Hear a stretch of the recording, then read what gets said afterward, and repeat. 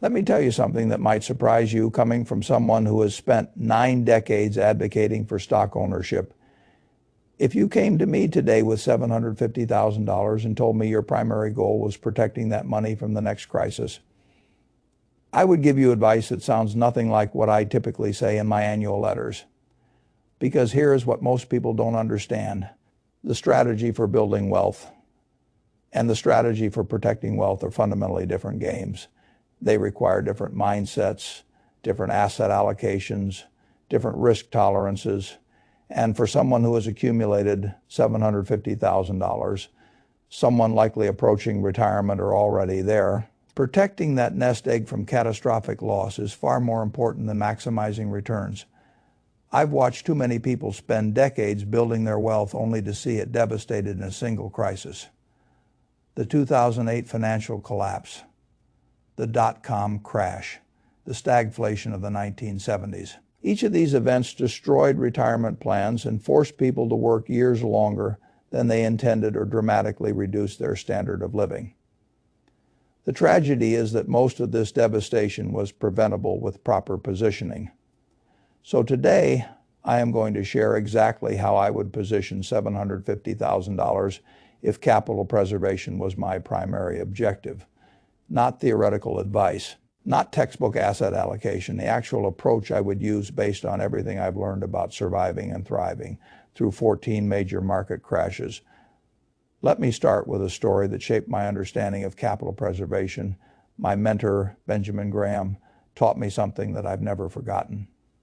Rule number 1 is never lose money. Rule number 2 is never forget rule number 1. Now, people often quote this as if it is just a clever saying. It is not. It is the most important principle in investing. Here is why if you lose 50% of your portfolio, you need to gain 100% just to get back to where you started. That is not a typo, lose half. And you need to double just to break even. The mathematics of loss are brutal and unforgiving. Let's make this concrete with $750,000. If you lose 50% during a crisis, you are down to $375,000. Now you need your portfolio to double, a 100% return just to get back to $750,000. If the market historically returns about 10% per year, that recovery could take 7 years or more. 7 years of your retirement spent just getting back to where you started. But if you only lose 20% during that same crisis because you were properly positioned, you are down to $600,000. Now you only need a 25% gain to recover. That might take 2 or 3 years instead of 7. The difference in recovery time is enormous. And for someone in retirement, those years matter tremendously. This is why capital preservation isn't about being scared or pessimistic. It is about mathematics. It is about understanding that avoiding large losses is more important than capturing every bit of upside. It is about recognizing that recovery time becomes a critical variable when you are drawing on your portfolio for living expenses. So let me share the framework I would use to protect $750,000 from the next crisis. This isn't a set and forget it allocation. It is a comprehensive approach that addresses multiple types of crises while maintaining some growth potential. The first principle is diversification across asset classes, not just within asset classes. Most people think they're diversified because they own 20 or 30 different stocks. But owning 30 stocks that all go down together during a crisis isn't diversification. It is the illusion of diversification. True diversification means owning assets that behave differently during different types of crises. Stocks might crash during a recession, but certain bonds might rise. Real estate might struggle during a credit crunch, but gold might appreciate. Cash loses purchasing power during inflation, but it preserves value during deflation. The goal isn't to find investments that never go down that doesn't exist. The goal is to own a combination of assets where something in your portfolio is holding up or appreciating during each type of crisis. This smooths out the overall portfolio volatility and prevents the catastrophic losses that derail retirement plans. For a $750,000 portfolio focused on capital preservation, here is how I would allocate across asset classes.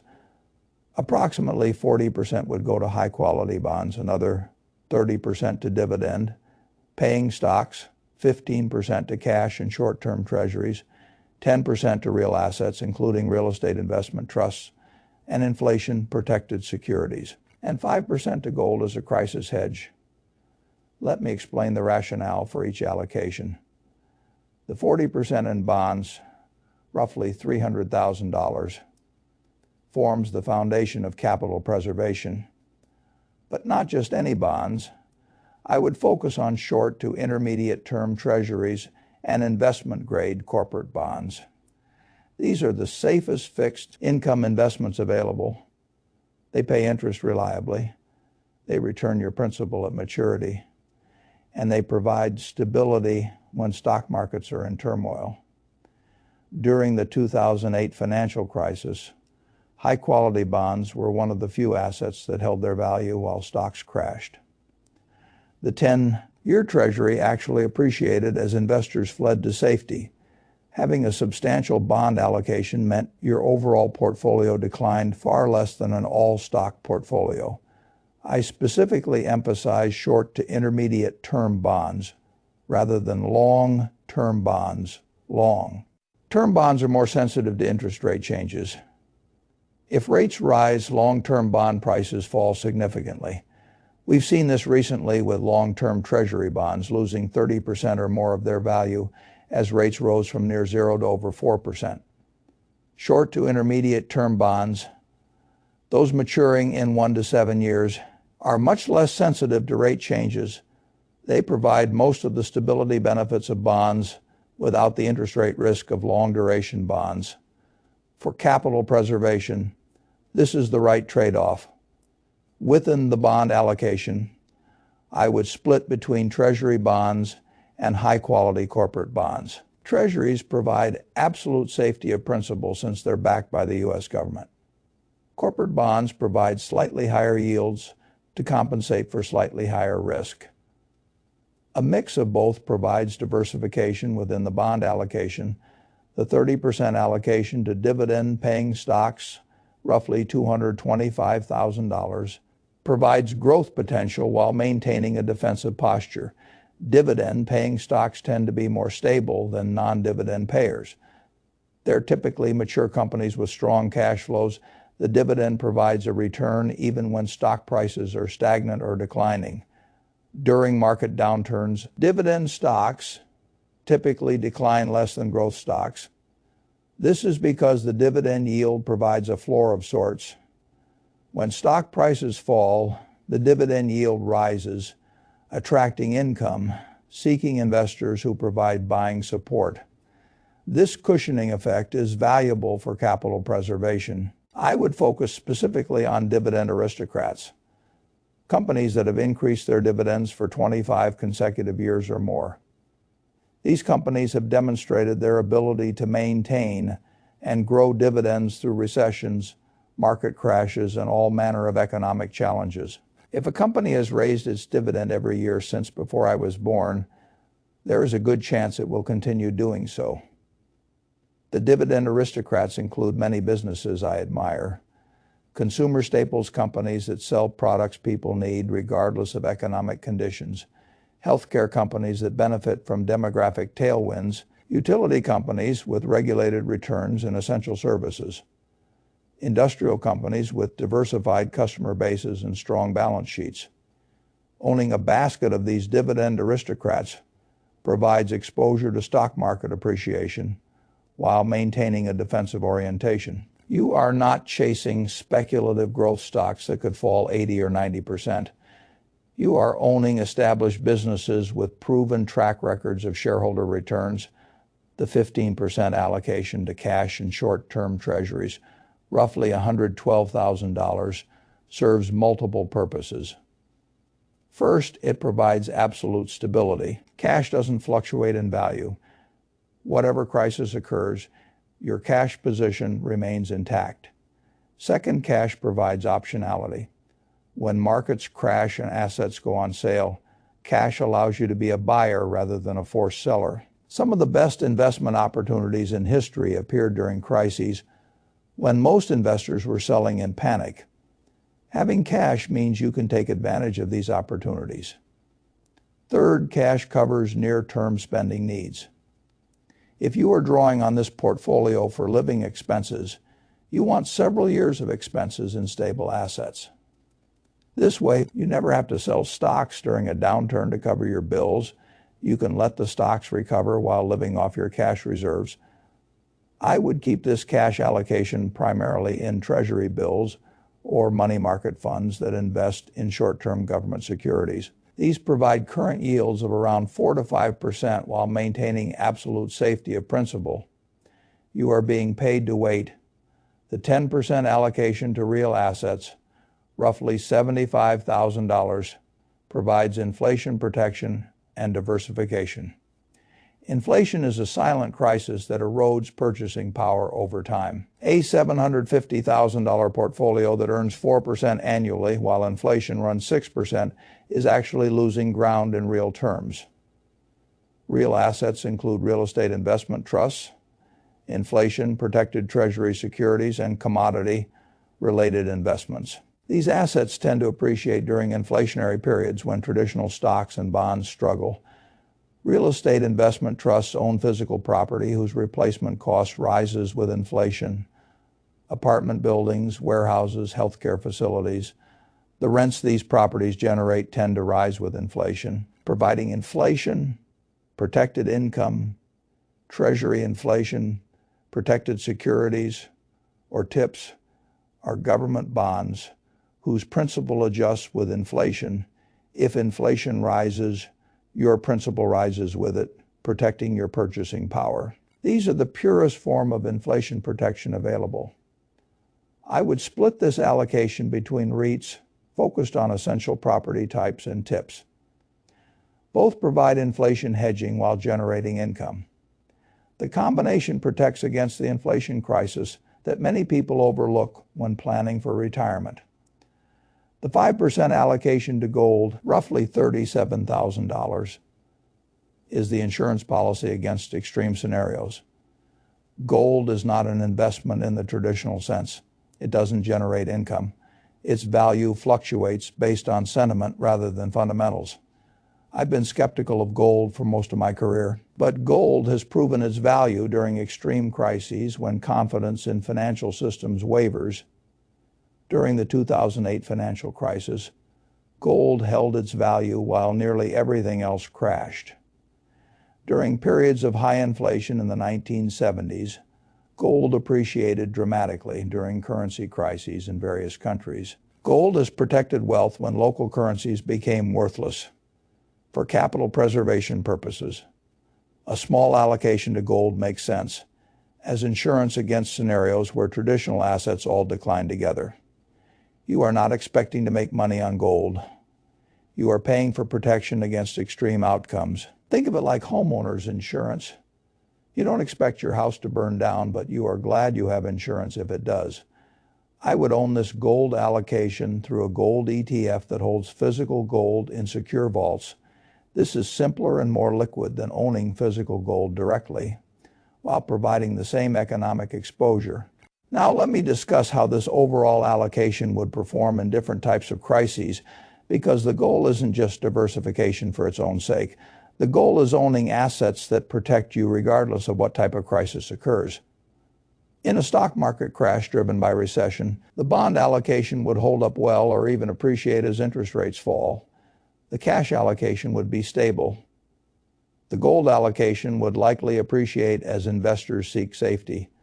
Only the stock allocation would decline significantly, and because it is limited to 30% and focused on defensive dividend payers. The decline would be muted compared to an all-stock portfolio. Overall portfolio decline might be 10 to 15% instead of 40 to 50%. In an inflationary crisis where purchasing power erodes rapidly, the real assets allocation would appreciate with inflation. The dividend stocks would likely keep pace as companies raise prices and dividends. Even the gold might appreciate as it often does during inflation. The bonds and cash would lose purchasing power, but the other assets would compensate. overall portfolio would approximately maintain purchasing power. In a financial system crisis like 2008, the Treasury bonds and cash would hold up well as government-backed assets. The gold would likely appreciate dramatically. The corporate bonds and stocks would struggle, but not catastrophically because they're focused on quality companies. Overall portfolio would decline moderately while preserving the ability to meet expenses and eventually recover. In a rising interest rate environment, the short duration bonds would lose modest value, but far less than long. Duration bonds, the stocks might struggle initially, but would eventually benefit from the economic strength that typically accompanies rate increases. The real assets would benefit from inflation that often accompanies rate increases. Overall portfolio would experience modest decline followed by recovery. No allocation is perfect for every scenario, but this allocation provides reasonable protection across the range of crises that are most likely to occur. You are not betting on any single outcome. You are prepared for multiple outcomes. Let me now discuss some tactical considerations for implementing this allocation, because the details of execution matter almost as much as the overall strategy. First, rebalancing. Over time, different assets will appreciate at different rates, and your actual allocation will drift from your target allocation. The stocks might have a good year and grow to 35% of your portfolio while bonds shrink to 35%. Rebalancing means selling some stocks and buying more bonds to return to your target. Rebalancing is counterintuitive because it means selling your winners and buying your losers, but it is essential for maintaining your risk profile without rebalancing. A portfolio that starts defensive will gradually become more aggressive as stocks outperform bonds over time. Eventually, you'll have an allocation that is far riskier than you intended, precisely at the moment when a correction is most likely. I recommend reviewing your allocation quarterly and rebalancing whenever any asset class drifts more than 5 percentage points from its target. This maintains your defensive posture without excessive trading. Second, tax location. If you have both retirement accounts and taxable accounts, think carefully about which assets go where. Bonds generate ordinary income that is fully taxable. Stocks generate capital gains that are taxed at preferential rates and only when realized. Generally, it makes sense to hold bonds in retirement accounts where the income is sheltered from taxes and hold stocks in taxable accounts where you can manage capital gains. Third, investment selection within each asset class. For bonds, I recommend low-cost index funds or ETFs that provide broad diversification. Vanguard and similar providers offer excellent options with minimal fees. Don't try to pick individual bonds unless you are investing millions. For dividend stocks, you could either buy individual stocks or use dividend. Focused ETFs, individual stocks, give you control over exactly what you own but require more research and monitoring. ETFs provide instant diversification but may include companies you wouldn't choose yourself. For most people, a Dividend Aristocrat ETF is the simplest and most effective approach. For real assets, REITs are available as ETFs that provide diversified exposure to property sectors. TIPS can be purchased directly from the government or through ETFs. Either approach works fine. For gold, I recommend GLD or IAU, the two largest gold ETFs with physical gold backing. These are liquid, low cost, and provide pure exposure to gold prices. Fourth, withdrawal strategy. If you are drawing from this portfolio for living expenses, the sequence of withdrawals matters. During normal times, draw proportionally from all assets to maintain your allocation. During market downturns, draw primarily from cash and bonds to avoid selling stocks at depressed prices. This flexibility is one reason why maintaining a substantial cash allocation is so important. A common rule of thumb is keeping 2 to 3 years of living expenses in cash and short-term bonds. This provides a buffer that allows you to stop drawing from stocks entirely during bear markets. The stocks can recover while you live off your stable assets. Fifth, stress testing before implementing any allocation. Think through how it would perform in specific historical scenarios. How would this portfolio have done during 2008, during the 1970s stagflation, during the COVID crash?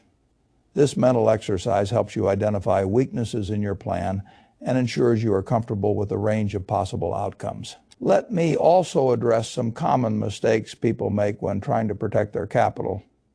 These errors often seem sensible, but actually increase risk rather than reducing it. The first mistake is holding too much cash. Cash feels safe, and during crises, people often wish they had more of it. But holding too much cash over long periods guarantees you'll lose purchasing power to inflation. A $750,000 portfolio that is 50% cash will almost certainly have less real purchasing power in 10 years than it has today. Cash is necessary for stability and optionality, but excessive cash is its own form of risk. The second mistake is chasing yield. When interest rates are low, people reach for higher yields by buying riskier bonds, junk bonds, emerging market debt, long-duration bonds. These assets look attractive because they pay more income, but they defeat the purpose of the bond allocation. Bonds are supposed to be stable. If your bonds fall 20% during a stock market crash because they're too risky, they haven't provided the protection you needed. The third mistake is market timing. People think they can protect capital by selling before crashes and buying back at the bottom. This almost never works in practice. Markets crash without warning. By the time you realize a crash is happening, you've already suffered most of the damage, and then you are stuck trying to identify the bottom, which is equally impossible. The psychological pressure is intense, and most people make poor decisions. A properly diversified allocation doesn't require timing. It provides protection, regardless of when crashes occur. The fourth mistake is neglecting inflation. People focus on nominal losses, the dollar value of their portfolio, while ignoring real losses, the purchasing power of their portfolio. A $750,000 portfolio that stays flat for 10 years while inflation averages 3% has lost over 25% of its real value. Inflation protection isn't optional. It is essential for true capital preservation. The fifth mistake is paying excessive fees. Fees compound just like returns, but in reverse. A 1% annual fee on $750,000 is $7,500 per year over 20 years. That is $150,000 plus all the compounding those dollars would have generated. Use low-cost index funds and ETFs. There is no evidence that expensive active management improves outcomes, and substantial evidence that it makes outcomes worse. The sixth mistake is ignoring tax efficiency. Selling assets to rebalance or adjust allocation triggers capital gains taxes. Making frequent changes increases your tax burden. Structure your portfolio to minimize unnecessary transactions. And when possible, rebalance by directing new contributions rather than selling existing positions. Let me close with some thoughts on the psychological dimension of capital preservation, because the hardest part isn't designing the right allocation. The hardest part is sticking with it when every instinct screams at you to do something different. During market euphoria, when stocks are soaring and your neighbors are bragging about their returns, your diversified allocation will feel inadequate. You'll be tempted to abandon your defensive positioning and chase returns. The euphoria is exactly when risk is highest and when your defensive positioning will prove most valuable. During market crashes. When your portfolio is declining and experts are predicting worse to come, you'll be tempted to sell everything and go to cash. The crashes are exactly when staying invested is most important. Your diversified allocation is declining less than an all-stock portfolio, and the recovery will reward your patience. During periods when nothing much is happening, when markets are flat and your allocation seems pointless, you'll be tempted to make changes for the sake of doing something. Successful capital preservation is mostly about patience. Most of the time, the right action is no action at all. The investors who successfully preserve and grow their capital over decades are not the ones who make clever tactical moves.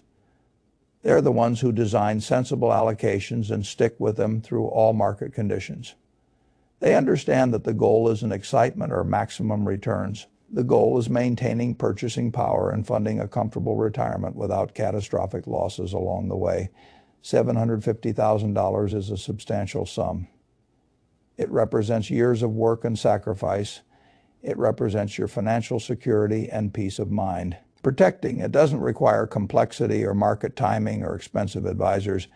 It requires a sensible allocation across different asset types, low-cost implementation, disciplined rebalancing, and the patience to stay the course through whatever crises may come. That is how I would protect $750,000 from the next crisis, not by trying to predict when the crisis will occur, not by trying to avoid all losses, but by building a portfolio that can weather any storm while maintaining enough growth potential to keep pace with inflation and fund a comfortable retirement. The next crisis will come. It always does. But with proper positioning, it doesn't have to devastate your financial security. It can be just another chapter in a long and successful investing journey. And that is the goal. Not avoiding every downturn, not maximizing every upturn, just steady, sustainable progress toward your goals, regardless of what the markets throw at you. That is capital preservation. That is how you protect what you've built. And that is how you maintain the peace of mind that comes from knowing your financial future is secure.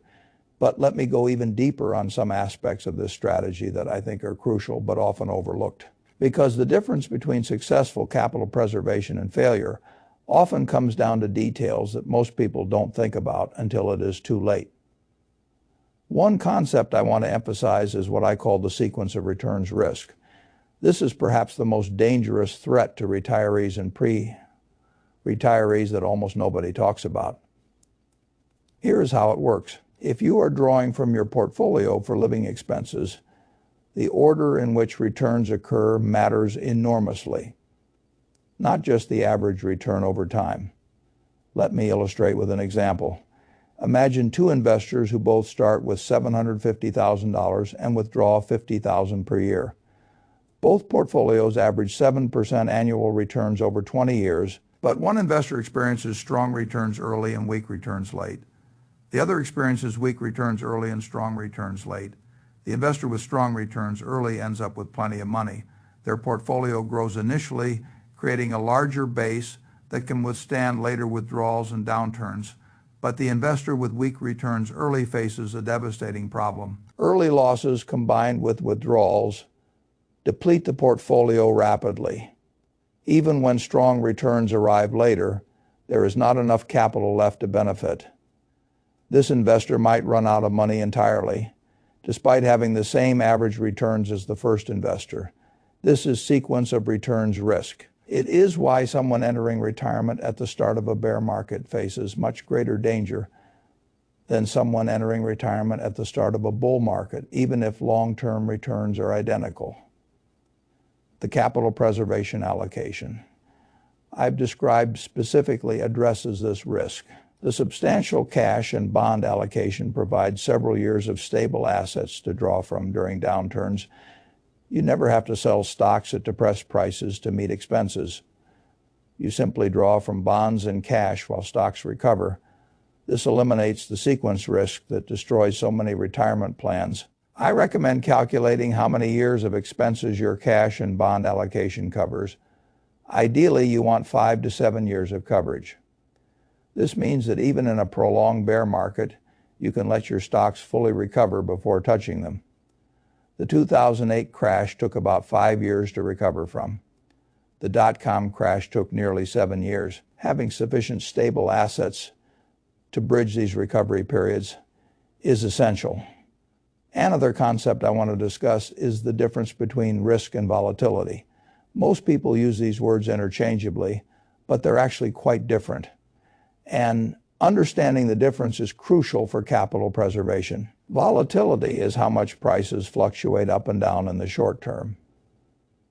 A stock that swings from $90 to $110 is more volatile than a stock that stays between 95 and 105. Volatility is uncomfortable. It makes people anxious. Financial media treats high volatility as scary and low volatility as safe. But risk is different. Risk is the probability of permanent loss of capital, of buying something that never recovers, of making an investment that goes to zero or near zero and never comes back. Risk and volatility are related, but they're not the same. Here is why this matters. Treasury bonds have very low volatility. Their prices barely move. But in an inflationary environment, Treasury bonds pose significant risk to your purchasing power. You might hold them for 20 years, never see a price decline, and still lose half your real wealth to inflation. Low volatility, high risk. Conversely, high quality dividend stocks have higher volatility. Their prices swing up and down with the market. During crashes, they might decline 30% or more. But over long periods, these stocks have essentially zero risk of permanent capital loss. The companies generate cash, pay dividends, and compound value. The short-term volatility is uncomfortable, but the long-term risk is minimal. High volatility, low risk for capital preservation. The goal is managing risk, not eliminating volatility. Some volatility is acceptable and even necessary to generate returns that keep pace with inflation. What you want to eliminate is the risk of permanent loss.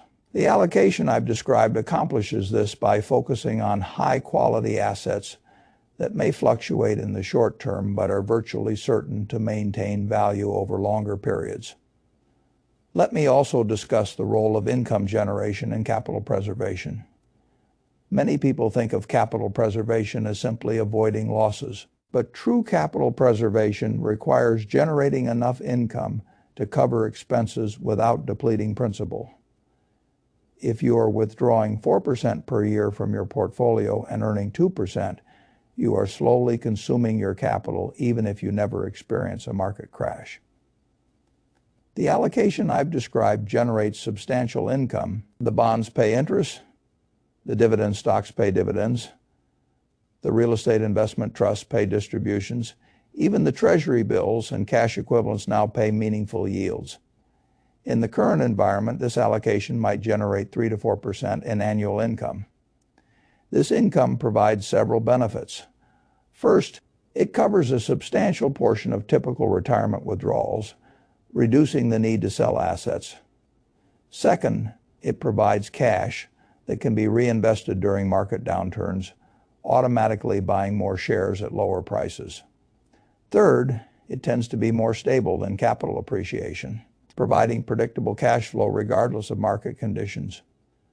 When evaluating investments for a capital preservation portfolio, I pay close attention to yield and income stability. A stock that yields 3% but has cut its dividend in past recessions is less attractive than a stock that yields 2.5% but has maintained its dividend through every economic condition. The stability of income matters as much as the level of income. I should also address the question of when this capital preservation approach is appropriate. Not everyone needs to preserve capital. Young investors with decades until retirement should generally accept more volatility in exchange for higher expected returns. The time horizon is long enough to recover from any crash. And the compounding benefit of higher returns is enormous over 30 or 40 years. But capital preservation becomes increasingly important as you approach and enter retirement. The transition point varies by individual circumstances, but I generally recommend shifting toward a preservation. Focused allocation when you are within 10 years of retirement or when your portfolio represents 10 or more years of living expenses. The reason is that recovery time becomes a critical variable once you are drawing on your portfolio. A 30-year-old who loses 50% of their portfolio has decades to recover. A 65-year-old who loses 50% might never recover while simultaneously needing to draw on the portfolio for living expenses. The mathematics become much less forgiving. The shift toward capital preservation should be gradual, not sudden, starting 10 years before retirement. I would begin reducing stock exposure and increasing bond and cash exposure by a few percentage points each year. By retirement, you want to be at your target preservation allocation, not scrambling to adjust after a crash has already occurred. Let me also discuss something that many investors overlook: the importance of liquidity in a capital preservation portfolio. Liquidity means the ability to convert investments to cash quickly without significant loss of value. During crises, liquidity often disappears precisely when you need it most. All the assets in my recommended allocation are highly liquid. Treasury bonds trade in the deepest, most liquid market in the world. Large cap dividend stocks can be sold in seconds.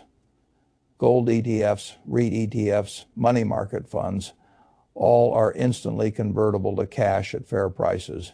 This liquidity is not accidental. It is essential for capital preservation. Contrast this with illiquid investments like private equity, directly owned real estate, or private credit funds. These investments might offer attractive returns, but they can't be sold quickly during a crisis. If you need cash and your assets are locked up in illiquid investments, you might be forced to sell your liquid assets at distressed prices while your illiquid assets sit untouchable. I've seen investors build portfolios that looked diversified on paper but were dangerously concentrated in illiquid assets when they needed cash during a downturn. They discovered that half their portfolio was inaccessible. The resulting forced sales of liquid assets devastated their financial situation. Maintain liquidity. It is invisible until you need it, and then it is priceless. Another important consideration is the total cost of your portfolio. I've mentioned fees briefly, but let me elaborate because the impact is so significant. The difference between a portfolio costing 0.5% per year and one costing 1.5% per year might not sound like much. But over 20 years, that 1 percentage point difference compounds into an enormous amount. On $750,000, 1% additional fees equals $7,500 per year. Over 20 years, that is $150,000 in direct costs. But the real cost is much higher because those dollars would have compounded. Accounting for loss compounding, 1% additional fees over 20 years might cost you $250,000 or more. That is a third of your starting portfolio consumed by unnecessary fees. The capital preservation allocation I've described can be implemented with total annual costs well under 0.5%. Treasury bonds have essentially zero costs if held directly, or minimal costs through ETFs, dividend stock. ETFs charge around 3 to 10 basis points. Gold and REIT ETFs are similarly inexpensive. There is no reason to pay more. Avoid financial advisors who charge 1% or more of assets under management. Avoid actively managed mutual funds with expense ratios exceeding 0.5%. Avoid complex products with layers of fees. Simple, low-cost implementation is essential for capital preservation. Every dollar you pay in fees is a dollar you don't have for retirement. I want to also address the emotional preparation needed for capital preservation. Even with a well-designed allocation, you will experience paper losses during market downturns. Your portfolio might decline 10 or 15% during a significant correction. This is uncomfortable, and the temptation to do something, anything, will be strong. Before implementing any allocation, mentally prepare for these scenarios. Visualize your portfolio declining by 15%. That is a decline of over $100,000 on $750,000. How will you react? Will you panic and sell? Will you stay calm and stick with your plan? Will you have the courage to rebalance by buying more stocks after they've fallen? The investors who successfully preserve capital are those who have mentally rehearsed these scenarios and committed in advance to their response. They've decided that declines of 10 or 15% are acceptable and expected. They've decided they won't sell in panic. They've decided they'll rebalance according to their rules, making these decisions in advance. When you are calm and rational is far easier than making them in the heat of a market crisis. I also recommend having a written investment policy statement that documents your allocation, your rebalancing rules, and your commitment to staying the course. When markets are crashing and your emotions are screaming at you to sell, reading your investment policy statement can provide the anchor you need. You wrote it when you were calm. Trust it when you are not, finally. Let me address the question of when to deviate from a capital preservation allocation, because while staying the course is usually right, there are circumstances where adjustment makes sense. If your circumstances change materially, your allocation might need to change too. An inheritance that doubles your portfolio might allow for more aggressive positioning. A health diagnosis that reduces life expectancy might suggest spending more now rather than preserving capital for a future that is uncertain. A major expense like long-term care that depletes cash reserves might require selling other assets. But market conditions alone are not a reason to deviate. The fact that stocks have risen and feel expensive is not a reason to sell them. The fact that stocks have fallen and feel scary is not a reason to sell them. Market timing based on conditions or feelings almost never works, and usually makes outcomes worse. The allocation I've described is designed to be permanent, or at least long-lasting. Set it up, rebalance periodically, and otherwise leave it alone. The simplicity is a feature, not a bug. Complexity creates opportunities for error. Simplicity creates opportunities for consistency. Saving $150,000, a lifetime of work and saving, the foundation of your retirement security.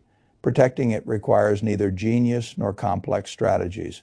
It requires an appropriate allocation across different asset types, low-cost implementation, disciplined rebalancing, and the patience to stay the course through whatever markets deliver. This is how I would protect that capital from the next crisis.